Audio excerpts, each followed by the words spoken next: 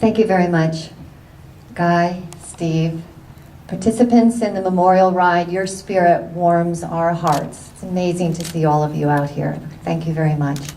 Distinguished guests from both sides of the border, I am honored in every sense to be here in this place on this particular day, and especially in this particular company, to honor the memory of those who perished on September 11, and to thank those of you who played such an important part in the response to the tragedy of that day.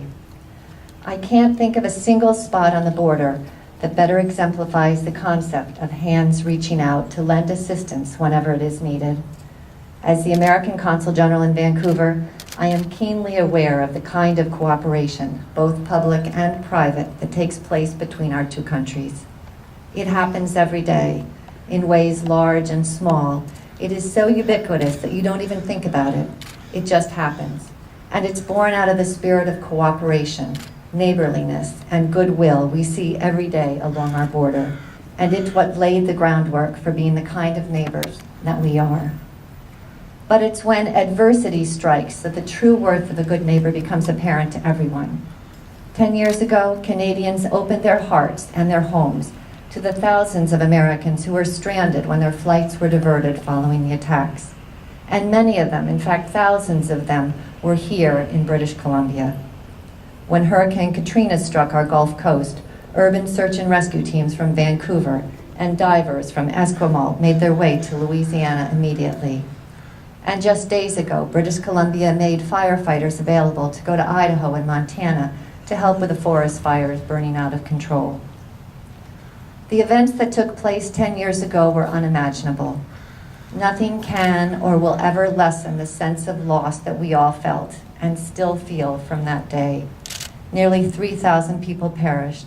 Hundreds of them were first responders and emergency workers, and at least 24 Canadians were among the victims, who were from more than 90 countries.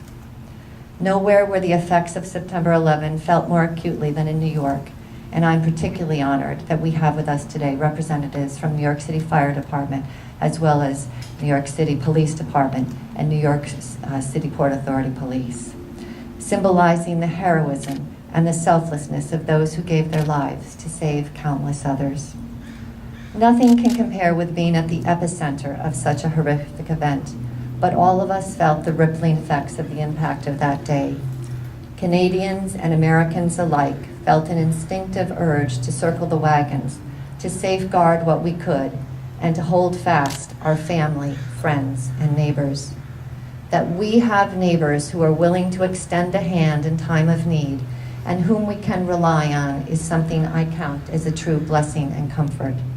So please allow me to take this opportunity, not only to honor the memory of those who perished 10 years ago, but also to thank those who stepped forward and rendered assistance to others in the wake of that tragedy.